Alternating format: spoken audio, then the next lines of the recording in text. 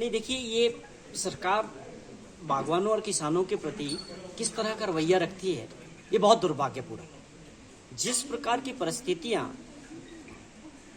हिमाचल प्रदेश में अभी बागवानों की है, अगर हम सेब की फसल की बात करें, इस वक्त सेब की फसल तैयार है और लोग अपनी फसल को मंडियों तक पहुंचाना चाह रहे हैं।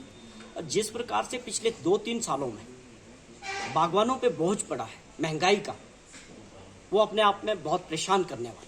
इंसेक्टिसाइड, फंजीसाइड या फर्टिलाइजर्स की बात करें तो तकरीबन 50% से लेकर 100% तक जो है उनके प्राइसेस कीमतें बढ़ी हैं। और अब आप बात करेंगे पैकिंग मटेरियल्स पे, अगर हम बात करें, आज सबसे बड़ी जो समस्या इस वक्त किसानों और बागवानों के सामने है कि आप कार्टन्स की बात करें, जिन पेटियों में सेब जाना है, उसका प्राइस पिछली बारी 55 से 50 से 60 रुपए के बीच था और इस साल वही कार्टन 75 रुपए से 80 रुपए तक मिल रहा है और मिल भी नहीं रहा है।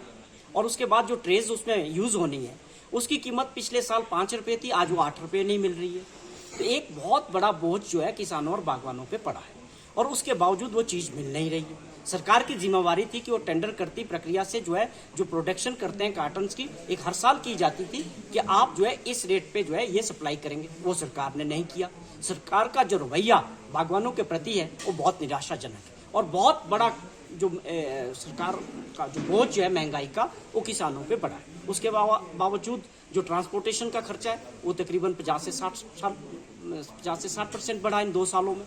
कहने का मतलब है 2-3 सालों में जिस प्रकार महंगाई की मार किसानों और बागवानों पे पड़ी है, मुझे लगता है कि आने वाले समय में ऐसी परिस्थितियां होगी। एक बहुत बड़ी इंडस्ट्री है जिसमें 1,75,000 फैमिलीज पूरी तरह से आश्रित हैं और 9,10,00,000 के करीब रोजगार ये इंडस्ट्री देती है। तो सरकार को समझना चाहिए कि अपने आप में एक बहुत बड़ी इंडस्ट्री है जिससे हमें हमारे लाखों लोगों को रोजगार मिलता है। सरकार पहले सब्सिडी देती थी, इंसेक्टिसाइड, फंजीसाइड में सब्सिडी थी, खाद में सब्सिडी थी। 2020 में इस सरकार ने वो खत्म कर दी। एक बहुत बड़ा बोझ 18% जीएसटी लगा के सरकार ने बागवानों और किसानों पे डाला है।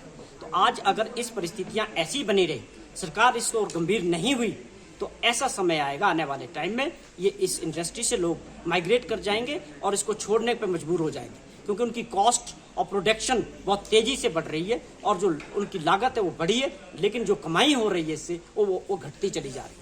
तो ये सरकार की बहुत बड़ा फेलियर है कि अपने प्रदेश जो एप्पल स्टेट थी उसकी पहचान को बनाने में और लाखों लोगों के रोजगार आज जाने के कगार पे और ये सरकार सोई।